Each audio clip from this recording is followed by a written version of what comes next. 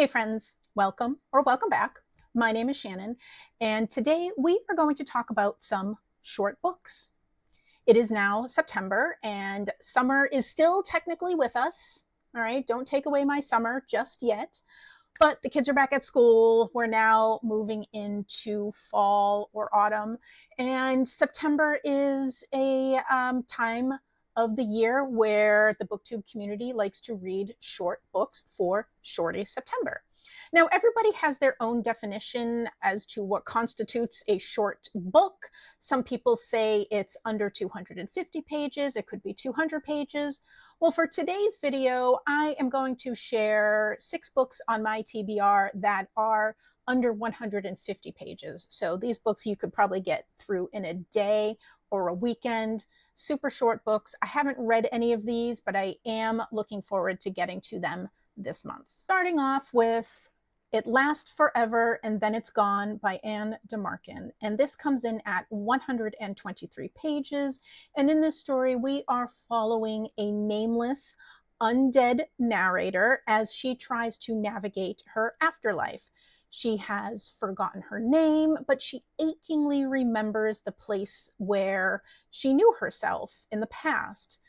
She will drift through shifting realities. She encounters people, memories, moments, that blur the boundaries of identity, embodiment, and existence itself, all while holding a dead but opinionated crow. Not sure what that's supposed to mean. And this is supposed to be told in spare lyrical fragments, and it will explore grief, disorientation, consciousness, and the nature of what it means to be alive. Next, we have Ellen Foster by Kaye Gibbons.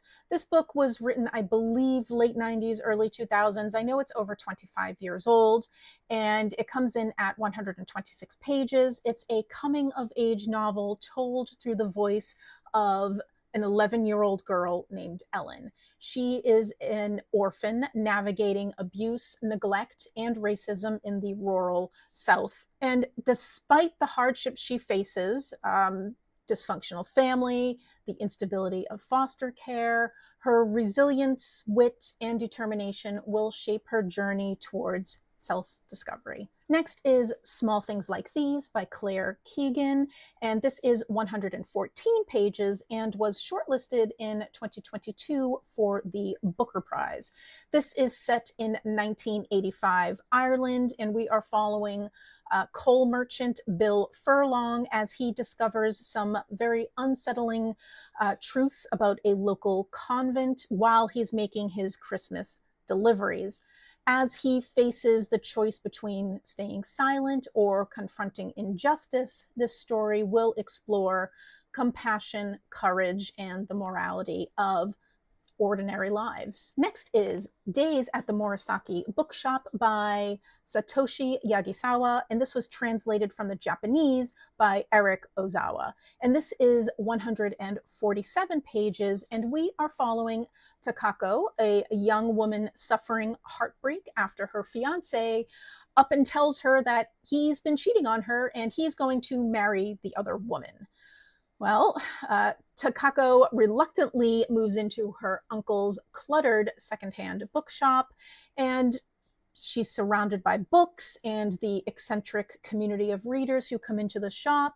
She then slowly starts to rediscover friendship, joy, and a sense of purpose. This is supposed to be a very heartwarming story about healing, connection, and the magic of books. Next, we have The Most by Jessica Anthony, and this is 133 pages.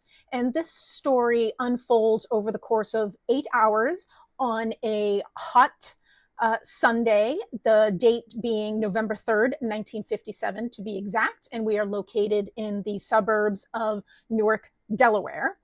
And this story alternates between the perspectives of Kathleen Beckett and her husband, Virgil. So Kathleen, who is a former college tennis champion turned housewife, slips into the apartment complex's pool and refuses to leave it.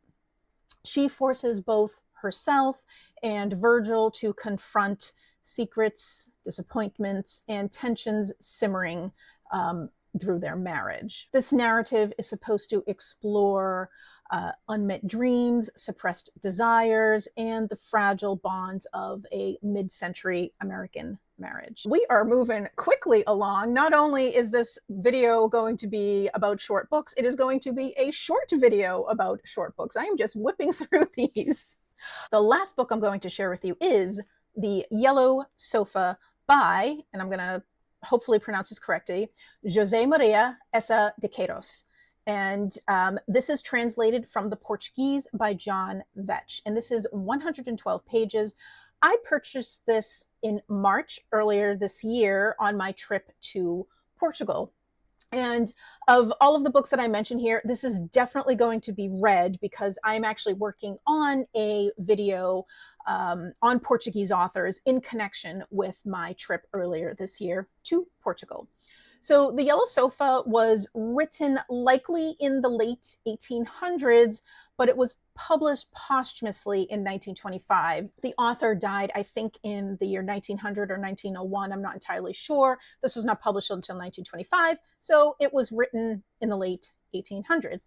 And this is a witty, satirical story about Godofredo Alves, who is a respectable Lisbon businessman whose life unravels when he discovers his wife is having an affair. Devastated, he turns to friends, family, society, only to find that their responses are more comic than comforting.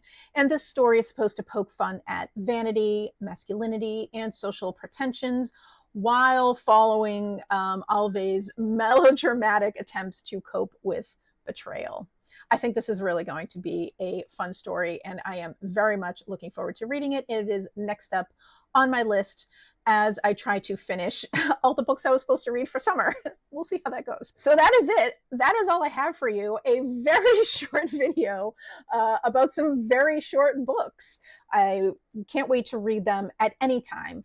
Whether or not we're in Shorty September, you can read them all year long. You don't have to read short books in September. Anyway, have you read any of these? Please let me know. What are you going to read for Shorty September? Throw some short books my way so I can put them on my list for the future. I would love to hear from you. Thank you so much for joining, and have a great day. Bye.